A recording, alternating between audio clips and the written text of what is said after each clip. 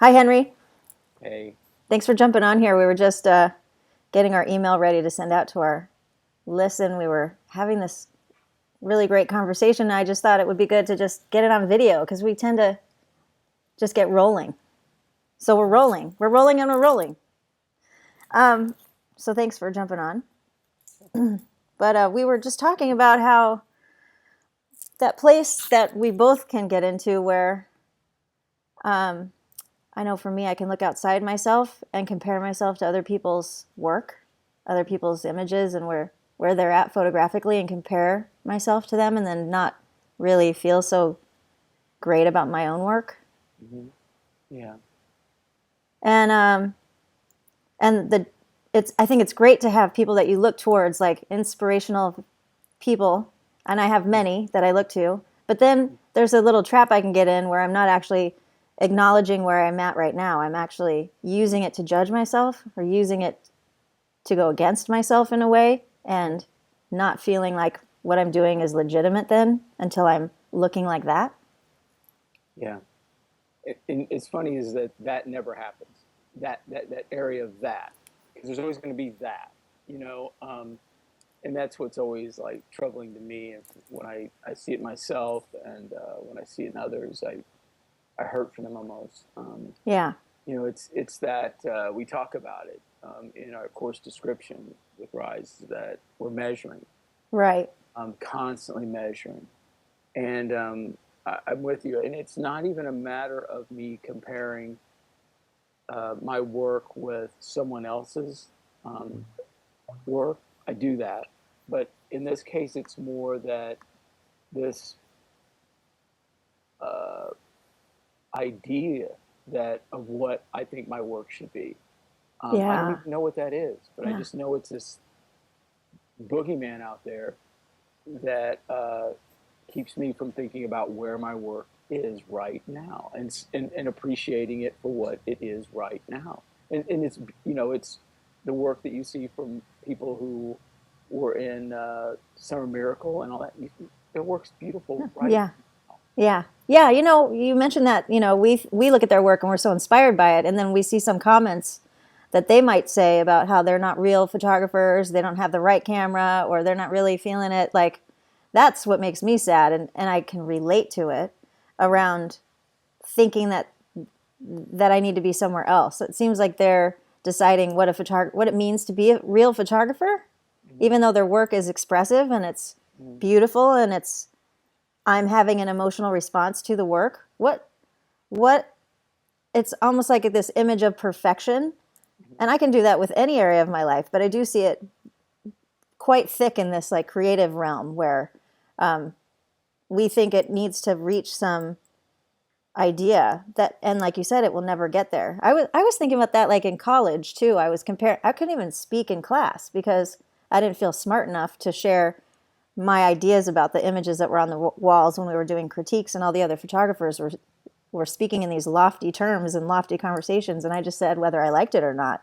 It was just a intuitive feeling. It wasn't about all the books I read that helped me be able to speak some, grand notion about some art piece, but Yeah. it did keep me feeling like I wasn't enough, like I'm not real.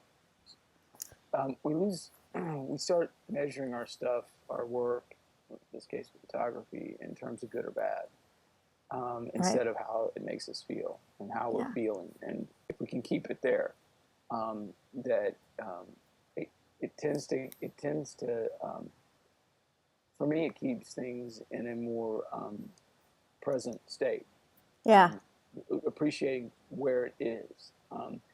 When I was uh, starting to photograph and even during the process, and I still try to do it, I'm still doing it today, is this idea of I, I, and I have to say, in all honesty, I've gotten away from it at times where I'm really not thinking about good or bad. I'm just happy to be shooting. I'm just firing and I'm just capturing. And um, I'm happy in those moments, not really with the result. Mm, I'm happy in the process, yeah. not in looking at what is going to be my result. I think as we get more shooting more and we start kind of, it's this kind of thing where we're talking about rising out of. arising too is this idea, once you start to feel a sense of your voice, that starts to happen.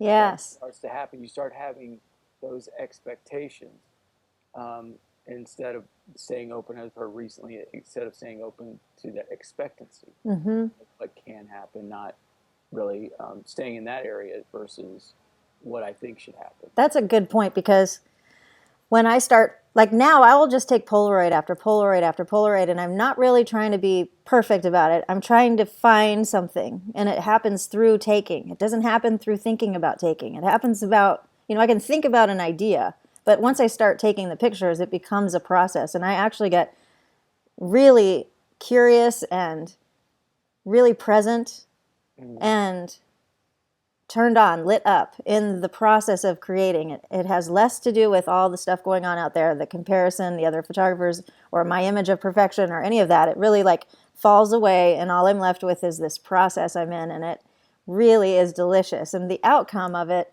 may or may not be something that I show anyone, but it gets me somewhere else. It does take me to the next picture or the next process, or I get to say, no, that doesn't work for me. I'm going to try something else. But all of that seems really rich and important.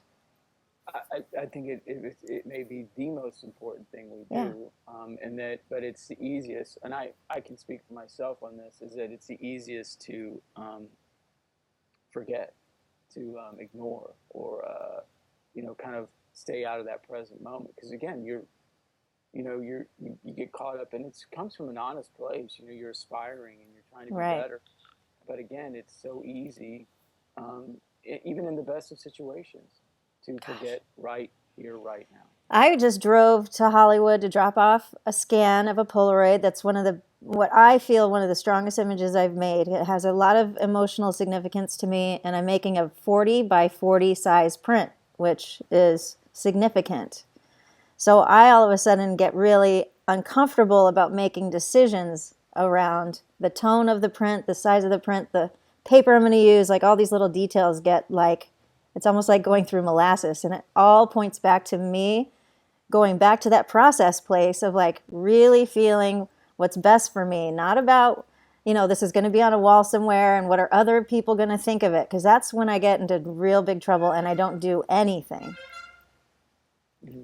But when I can just stop that commotion and think about how a picture makes me feel in the browner tone or the black and white or what size it feels, what feels right to me, it's easy.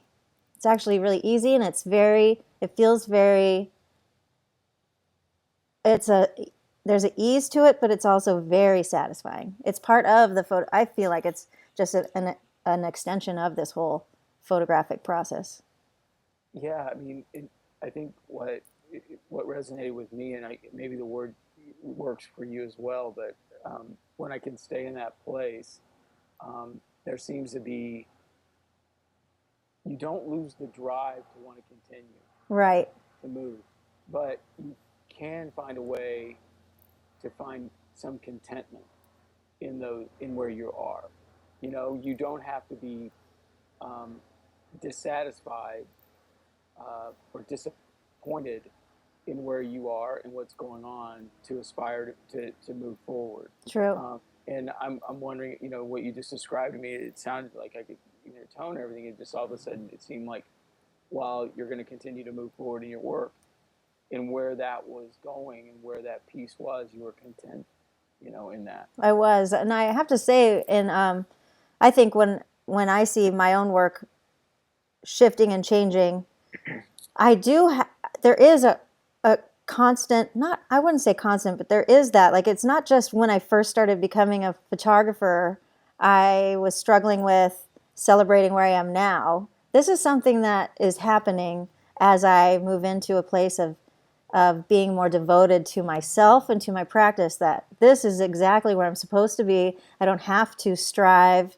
I can be curious and want to move things forward, but not at my expense. Yeah, Does that make I think sense?